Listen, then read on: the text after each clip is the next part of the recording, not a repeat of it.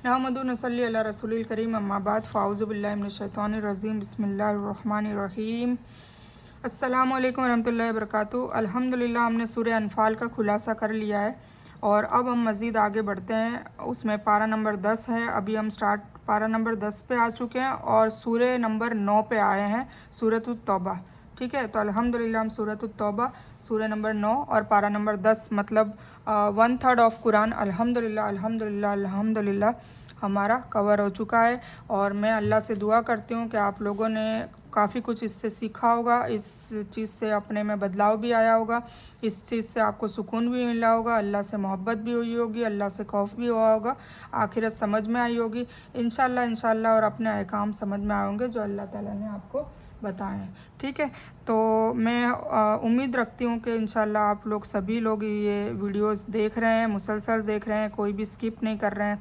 अगर आप स्किप कर देंगे तो फिर वो कुरान पूरी तरीके से समझ नहीं आएंगे। तो रिक्वेस्ट करती हूँ कि टाइम ना मिले तो थोड़ा बहुत निकालें। और अब तो ये रिकॉर्डेड है, तो आप 2 दिन 3 दिन के बाद भी इसको सुन सकते हैं, ऐसा कोई नहीं है। तो आप इसको कभी भी कैसे भी करके इसको मुकम्मल कीजिए। ठीक है, तो मेरी ये रिक्वेस्ट है। तो अब हम स्टार्ट करते हैं सूरतुत तौबा। अब इस सूरतुत तौबा में क्या है कि कुरान शरीफ में 114 सूरत है। ठीक है, पर बिस्मिल्लाहिर्रहमानिर्रहीम एक सूरह में नहीं है, एक कम है इसमें। वैसे बिस्मिल्लाहिर्रहमानिर्रहीम भी 114 टोटल है, एक सूरह में बिस्मिल्लाहिर्रहमानिर्रहीम बीच में आती है। ठीक है, तो वो मैं आपको इंशाल्लाह बताऊंगी। आई थिंक सूरह सबा में आती है वो। ठीक है, जब सुलेमान अलैहिस्सलाम सबा की जो रानी होती है, सबा कौम की मलिका होती है, उनको ख़त भेजते हैं, इस्लाम की दावत देने के लिए ख़त भेजते हैं। उसमें वो लिखते हैं बिस्मिल्लाहिर्रहमानिर्रहीम। ठीक है, तो वो वाली बात है। तो सूरत तौबा हम स्टार्ट करते हैं। सूरत तौबा मदीने में उतरी है, ये भी मदनी सूरह है और इसमें 129 आयतें और 16 रुकू है। तो बिस्मिल्लाह तो है नहीं, इसलिए मैं ऐसे ही स्टार्ट करती हूँ, आउज़ु बिल्लाहि मिनश शैतानिर रजीम बोलकर। यह अल्लाह और उसके रसूल की तरफ से बेजारी का ऐलान है और मुशरिकों के बारे में जिनसे तुमने मुआहदा किया है। ठीक है, नाम का सबब यह है, तौबा का मतलब मुफस्सिरों ने इसके कई नामों का बयान किया है, लेकिन ज़्यादा मशहूर 2 नाम हैं। पहले तो तौबा, इसलिए कि इसमें ईमान वालों की तौबा कबूल होने का बयान है। दूसरा नाम इसका बराअत है, इसलिए कि इसमें मूर्ति पूजकों के सुलह से अलग होने का ऐलान किया गया है।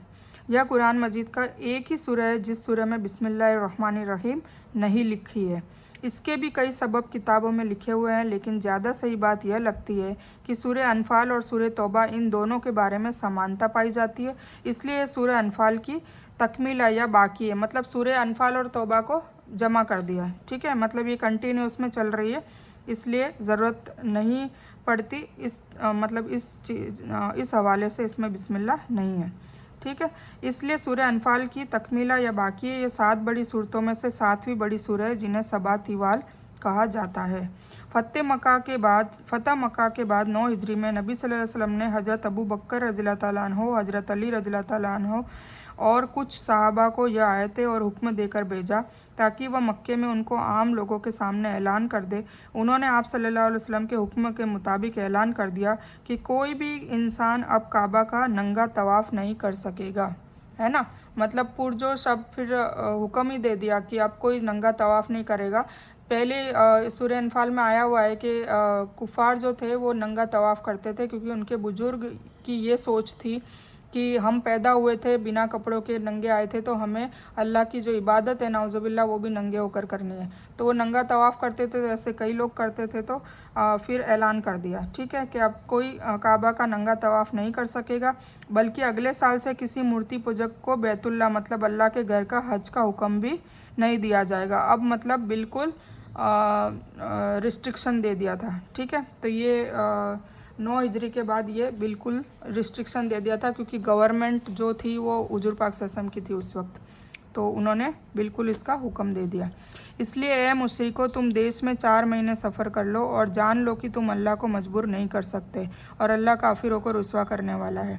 अल्लाह और उसके रसूल की तरफ से हज अकबर के दिन साफ ऐलान है कि अल्लाह मुशरिकों से बेजार है और उसका रसूल भी। अब अगर अब भी तुम तौबा कर लो तो तुम्हारे लिए बेहतर है, और अगर तुम मुंह फेरो तो जान लो कि तुम अल्लाह को मजबूर नहीं कर सकोगे, और काफिरों को सख्त अजाब की खबर दे दो। लेकिन वह मुशरिक जिनसे तुमने मुआहदा कर लिया है और उन्होंने तुम्हें ज़रा भी नुकसान नहीं पहुंचाया है और तुम्हारे खिलाफ किसी की मदद नहीं की, तो तुम भी मुआहदा की मुद्दत उनके साथ पूरी करो। बेशक अल्लाह परहेजगारों से मोहब्बत करता है। अब देखिए अल्लाह ताला ने कितने अच्छे अहकाम बताए कि जो मतलब हमें हमेशा एक्शन के लिए कभी नहीं बोला, चला के किसी पे जुल्म करना ये सब अल्लाह बिल्कुल नफ़रत करता है, पर डिफेंस मतलब हमारे सुरक्षा के लिए हम लड़ सकते हैं, ये बात हमेशा बताई कि अगर कोई बिल्कुल परेशान कर रहा है, जान और माल का हमला ही कर रहा है, तो फिर उसके डिफेंस के लिए हमें अपना बचाव करने के लिए हम उसको उसमें उनसे लड़ सकते हैं। तो फिर हुर्मत वाले महीनों को ख़त्म होते ही मूर्ति पूजकों को जहाँ पाओ कत्ल करो, उन्हें बंदी बनाओ, उनका घेराव करो, उनके ताक में हर घाटी में जा बैठो। लेकिन अगर वे तौबा कर लें और नमाज पाबंदी से पढ़ने लगे और ज़कात अदा करने लगे तो तुम उनका रास्ता छोड़ दो। बेशक अल्लाह ताला बख्शने वाला और रहम करने वाला है। अगर मुशरिकों में से कोई तुझसे पनाह मांगे तो तू उससे पनाह दे दे, यहाँ तक कि वह अल्लाह के का कौल सुन ले, फिर उसे उसके शांति स्थान तक पहुँचा दे। यह इसलिए कि वह लोग नावाकिफ़ है। ठीक है, मतलब कोई पनाह मांगे, कोई कहता है कि नहीं भाई हमें पनाह दे दो, हमें यहाँ छुपना है, रुकना है, तो अल्लाह ने उसकी इजाज़त दी।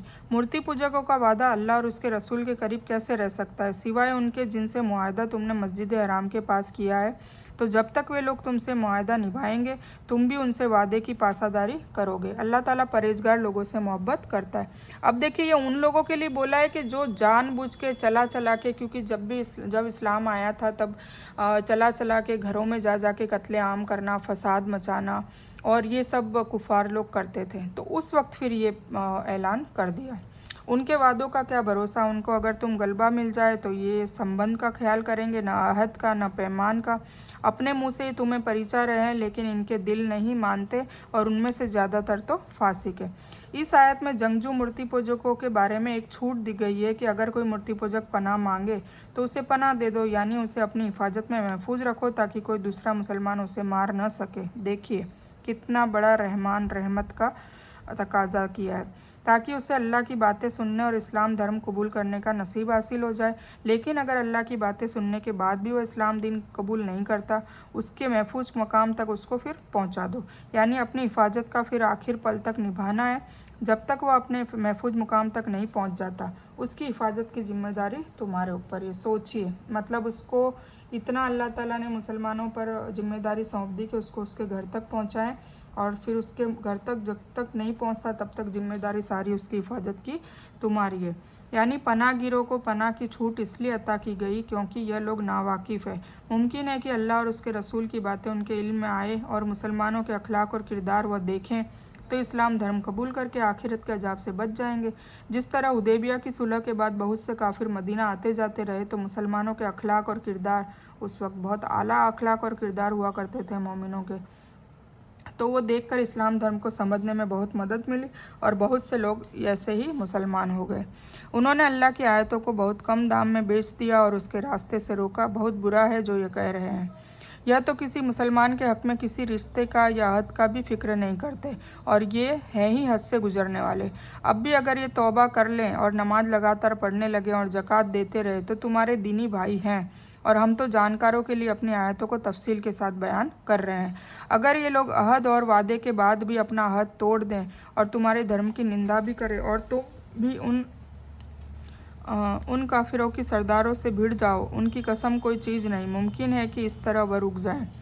तुम उन लोगों के सिर कुचलने के लिए क्यों तैयार नहीं होते जिन्होंने अपनी कसमों को तोड़ दिया और आखिर रसूल को देश के निकाल देने की सोच में है और खुद ही पहली बार उन्होंने तुमसे छेड़ की है। क्या तुम उनसे डरते हो? अल्लाह ही को सबसे ज़्यादा हक़ है कि तुम उससे डर रखो अगर तुम ईमान वाले हो। नमाज, तौहीद और रिसालत के कबूल करने के बाद इस्लाम का सबसे अहम और ख़ास रुकन क्या है? अल्लाह का हक़। उसमें अल्लाह की इबादत के कई रूप हैं। इसमें हाथ बांधकर खड़ा होना, रुकू, माथा टेकना, दुआ और अस्कार हैं। अल्लाह की अज़मत और बड़ाई का अपनी कमज़ोरी और लाचारी का प्रदर्शन है। इबादत के ये सारे तरीके और रूप सिर्फ़ अल्लाह के लिए योग्य है। नमाज के बाद दूसरा फ़रीज़ा ज़कात अदा करना है, जिसमें इबादती काम होने के साथ साथ दूसरे इंसानों पर उनके अखलाकी हक़ भी शामिल है। ठीक है, उनसे तुम जंग करो, अल्लाह तुम्हारे हाथों उन्हें तकलीफ़ देगा, उन्हें जलील और बेइज्जत करेगा, तुम्हें उन पर मदद देगा और मुसलमानों के दिलों को ठंडा करेगा और उनके दिलों को दुख और गुस्से को दूर करेगा, और वह जिसकी तरफ चाहता है रहम से आकर्षित होता है, और अल्लाह ताला जानने वाला और हिकमत वाला है। क्या तुम यह समझ बैठे हो कि तुम छोड़ दिए जाओगे, अगरचे कि अल्लाह ताला ने तुम में से उन्हें मुमताज नहीं किया, जो जिहाद के सिपाही हैं और जिन्होंने अल्लाह के और उसके रसूल के और ईमान वालों के सिवाय किसी को दोस्त नहीं बनाया, और अल्लाह अच्छी तरह जानने वाला है और तुम जो कुछ भी कर रहे हो। मतलब कुछ मुसलमानों ने मुनाफिकों से, वहाँ के यहूदियों से दोस्ती कर ली थी, तो अल्लाह ताला ने सख्त मना किया है कि ये तुम्हारे दोस्त कहलाने के लायक नहीं है, क्योंकि दोस्ती के पीठ पीछे वो क्या करते थे कि उनकी सारी स्ट्रेटेजी उनसे जान लेते थे, फिर वो उनके दुश्मनों को जाके बता देते थे, इसलिए मना किया था। तो मुमकिन नहीं कि मूर्ति पूजक अल्लाह की मस्जिदों को आबाद करे, जबकि हाल यह है कि यह अपने कुफ्र के खुद गवाह हैं। उनके अमल बर्बाद और बेकार हैं और वे दायमी तौर से नरकवासी है। यानी जब यह मुसलमान कमज़ोर थे तो यह मूर्ति पूजक उन पर जुल्म करते थे, जिसके सबब मुसलमानों के दिल उनसे बहुत दुखी और घायल थे।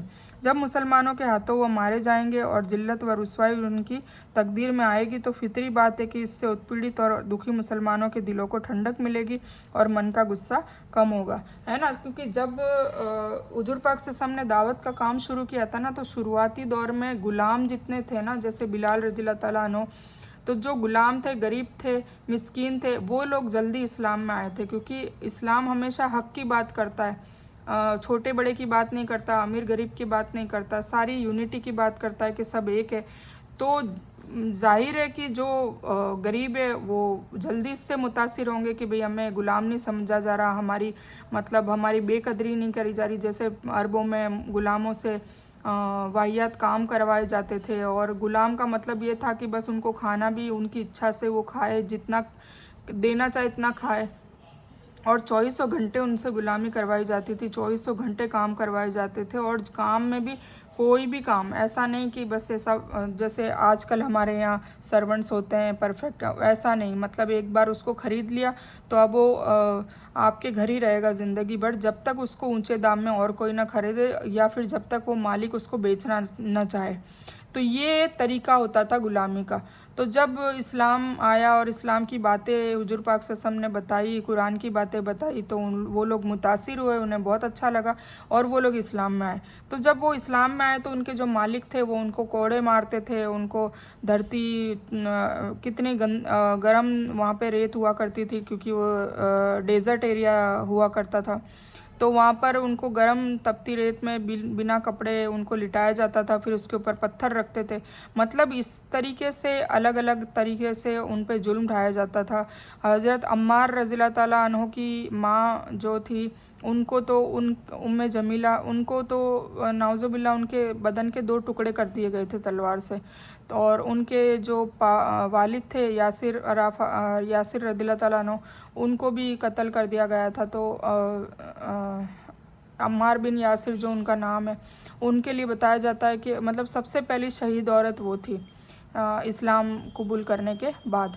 तो ये उनका हाल हुआ करता था। तो सोचिए जो उन्होंने ये तड़प देखी है, किसी के जवान बेटे को मार दिया, किसी का क्या कत्लेआम भी किया। तो फिर जब उनका ज़ोर आया और जब मुसलमानों का सारा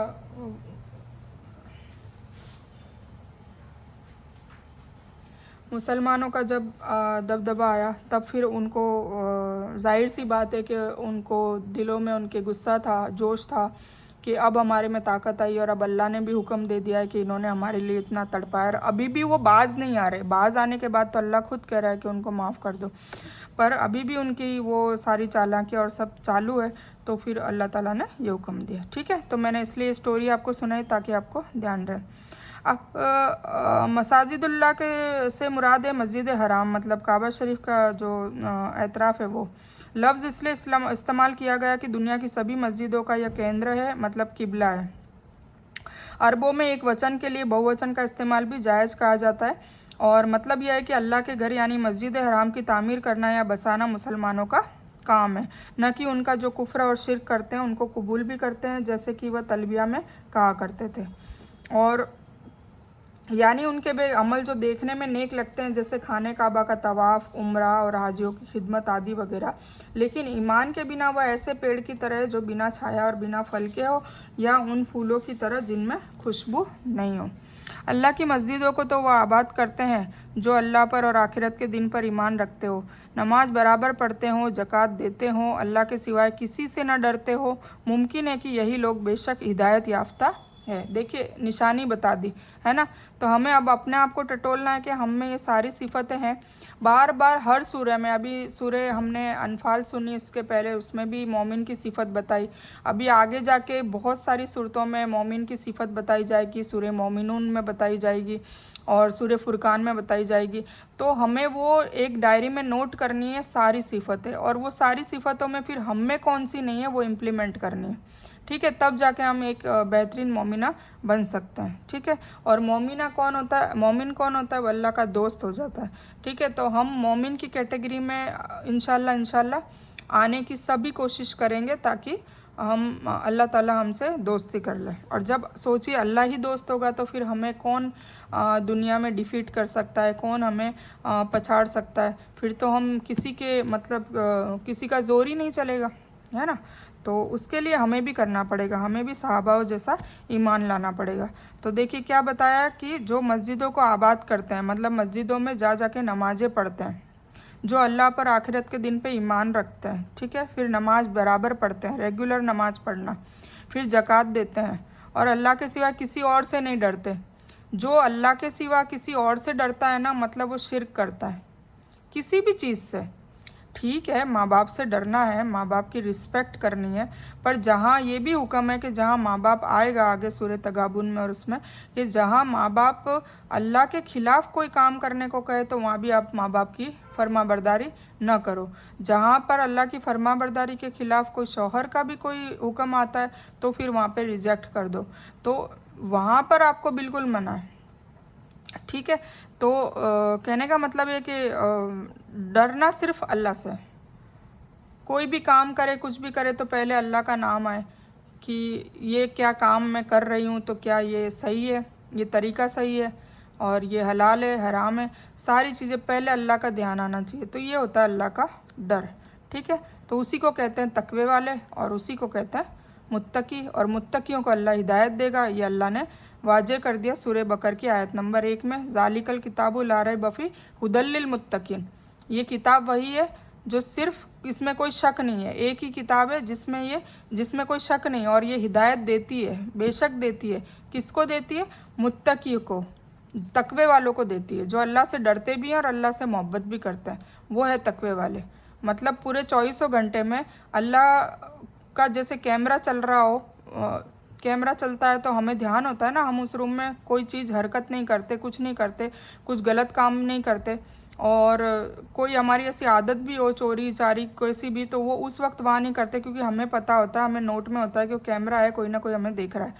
तो ये चीज़ हमें 24 घंटे 12 मास 7 हफ्ते, मतलब हमें ज़िंदगी भर ये चीज़ हमें, अल्लाह का कैमरा चल रहा है, अल्लाह देख रहा है, वो चीज़ हमें महसूस होनी चाहिए, हमें पता होनी चाहिए, तभी जाके हम गुनाहों से बचेंगे। ठीक है, तो ये होता है डर, और इसी को अल्लाह ने कहा है कि मुमकिन है यही लोग बेशक हिदायत याफ्ता है। क्या तुमने हाजियों को पानी पिला देना और मस्जिद हराम की सेवा करना उसके बराबर कर दिया है जो अल्लाह पर और क़यामत के दिन पर ईमान लाए हैं और अल्लाह की राह में जिहाद किया? यह अल्लाह के नज़दीक बराबर नहीं है, और अल्लाह ताला ज़ालिमों को रास्ता नहीं दिखाता। जो लोग ईमान लाए, हिजरत की, अल्लाह की राह में अपने माल और अपनी जान से जिहाद किया, और अल्लाह के सामने बहुत ज़्यादा दर्जे वाले हैं ना, वो बहुत ज़्यादा दर्जे वाले, मतलब शुरुआत के सहाबा लोग, और यही लोग कामयाबी हासिल करने वाले हैं। उनका रब उन्हें अपनी रहमत और खुशी और ऐसी जन्नतों की खुशखबरी देता है जिनमें उनके लिए दायमी सुख है। अल्हम्दुलिल्लाह, वहाँ ये हमेशा रहेंगे, अल्लाह के पास बेशक बहुत बड़े बदले हैं। मूर्ति पूजक हाजियों को पानी पिलाने और मस्जिद हराम की देखभाल करने को जो काम करते थे उस पर उन्हें बड़ा घमंड था, है ना। मतलब हाजियों की सेवा वो ज़रूर करते थे, और इसके मुकाबले में वे ईमान और जिहाद को कोई फजीलत नहीं देते थे। तो अल्लाह ताला ने कहा कि जिसके दिल में ईमान नहीं है, जिहाद नहीं, मतलब जो मुसलमान नहीं है और मूर्ति पूजा कर रहा है, सिर्फ हाजियों की सेवा कर रहा है, तो उससे मेरा कोई लेना देना नहीं है, जिसकी फजीलत मुसलमानों में थी। अल्लाह ने फरमाया, क्या तुम हाजियों को पानी पिलाने और मस्जिद हराम का प्रबंध करने को अल्लाह पर ईमान लाना और अल्लाह की राह में जिहाद के बराबर समझते हो? याद रखो, अल्लाह के करीब ये बराबर नहीं है, बल्कि मूर्ति पूजक का कोई भी अमल कबूल नहीं, चाहे वह सवाब के तौर पर ही हो। इन आयतों में उन ईमान वालों की फजीलत की चर्चा की गई है जिन्होंने हिजरत की और अपने तन मन धन से जिहाद में हिस्सा लिया। फरमाया कि अल्लाह के यहाँ उन्हीं का पद अच्छा है और वही सफल है। यह अल्लाह की रहमत और रज़ा और दायमी इनाम के पात्र हैं, न कि वो खुद अपने मुँह मियाँ मिट्ठू बनते हैं, है ना। मतलब वो नेकी भी करते हैं और ऐसे नहीं कि बस, और अपने पूर्वजों के रीति रिवाजों को ही अल्लाह पर ईमान के मुकाबले में प्यारा रखते हैं। मतलब जो अपने बुजुर्गों को आगे रखते हैं, नाउज़ुबिल्लाह, अल्लाह और अल्लाह के रसूल की इताअत नहीं करते। आज भी मुसलमानों में ये रोग बहुत सारा है, बहुत बीमारी है ये बहुत बड़ी, कि कुरान सुना दो, कुछ भी सुना दो, कोई सही हदीस भी बता दो, पर बस नहीं, हमारे बुजुर्गों ने किया ना, हम नहीं छोड़ सकते। अरे उससे अल्लाह नाराज़ है, अल्लाह के रसूल सल्लल्लाहु अलैहि वसल्लम नाराज़ हो रहे हैं, आपकी आखिरत बर्बाद हो रही है, आपको अजाब मिल सकता है, आपके मैदान हशर में इसका जवाब देना पड़ेगा। तो भी आप अपने बुजुर्गों की परंपरा को नहीं छोड़ सकते। अगर आप छोड़ेंगे तो आपके बुजुर्गों को भी इसका सवाब मिलेगा, क्योंकि औलाद के ज़रिए आमाल नामे में नेकियां जाती है। तो आप बुजुर्गों को बचाना चाहते हैं या और फंसाना चाहते हैं? अगर कोई गुनाह किसी के ज़रिए वो करता है तो उसके आमाल नामे में गुनाह भी जाता है। तो बुजुर्ग तो चले गए, तो वो तो ये मिन्नतें कर रहे हैं, वहाँ पे ये दुआएं कर रहे हैं कि हमारी औलाद नेक हो जाए और हमारे रास्तों पे न चले, हमारी परंपराओं को न चलाएं जो हमने बिना इल्म के कर ली। पहले तो इतना इल्म नहीं था ना, अब जब हमारे पास वाज़ेह किताब आ गई है, इतना इल्म आ गया है, इतनी हमारे पास रिसोर्सेज है, हम हर तरीके से सीख सकते हैं। इस्लाम 360 में हर टाइप की हदीस है। हम सब कुछ देखने के बाद जब सब कुछ पता चल गया कि इस्लाम ये है, ये नहीं, जो हम पहले करते थे वो नहीं है, ये है शिर्क, ये है, तो ये सारी चीज़ें करने के बाद अगर हम अमल नहीं कर रहे हैं और हम फिर भी बुज़ुर्गों की परंपराओं के पीछे पड़े हैं, अगर हम दिल में बुरा भी मानते हैं पर हम उनको बस, उसको आदत सी हो गई हमारी करने की, उससे रहा नहीं जाता, हम छोड़ नहीं सकते, तो फिर हमारी अल्लाह से मोहब्बत कैसे पता चलेगी, है ना। तो पहले के लोगों के लिए भी यही बीमारी थी, पर पहले कम थी, अभी तो बहुत ज़्यादा है। तो हमें ये सब सोचने की ज़रूरत है। ए ईमान वालों, अपने पिताओं और अपने भाइयों को दोस्त न बनाओ अगर वो कुफ्र को ईमान से ज़्यादा अच्छा समझते हो। तुम में से जो भी उनसे प्रेम रखेगा वो पूरी तरह गुनाहगार और जालिम है। ये उस वक्त का है जब घरों में आधे लोग काफिर थे और आधे लोग मुसलमान थे। तो सोचिए, अपने रिश्तेदारों को, अपने ख़ास खून वाले जो रिश्ते वाले हैं उनको भी मना कर दिया, क्योंकि वो दुश्मनों को जाके बताते थे। तो अपने पिताओं और अपने भाइयों को दोस्त न बनाओ अगर वह कुफ्र को ईमान से ज़्यादा अच्छा समझते हैं। तो आप कह दीजिए कि अगर तुम्हारे बाप, तुम्हारे बेटे, तुम्हारे भाई, तुम्हारी बीवियां और तुम्हारे वंश और कमाया हुआ धन व तिजारत जिसकी कमी से तुम डरते हो, वे घर जिन्हें तुम प्यारा रखते हो, या तुम्हें अल्लाह और उसके रसूल और अल्लाह की राह में जिहाद से ज़्यादा प्यारा है, तो तुम इंतज़ार करो कि अल्लाह ताला अपना अजाब ले आए। आ गया ना, ये अभी मैंने आपको बताया कि अल्लाह से ऊपर कोई नहीं है, चाहे माँ बाप हो, चाहे पति हो, चाहे ख़ानदान हो, चाहे रिश्तेदार हो, चाहे कोई हो, वॉट एवर, ठीक है। तुम्हें जलालत मिलेगी, तुम्हें जलील करेंगे, तुम्हारी पीठ पीछे बातें बनाएंगे, कुछ भी करने दो, पर अल्लाह का जो हुक्म है, अल्लाह का जो रुकन है, वो तुम्हें फॉलो करना ही करना है। उसके लिए तुम्हें कभी डरना नहीं है, कतराना नहीं है। वो करे ना करे, तुम्हें खुद तो उसका पालन करना ही करना है, ठीक है। उसके लिए मुसीबतें आएगी तो उसका अज़र तुम्हें मिलेगा, ठीक है, डरना नहीं है।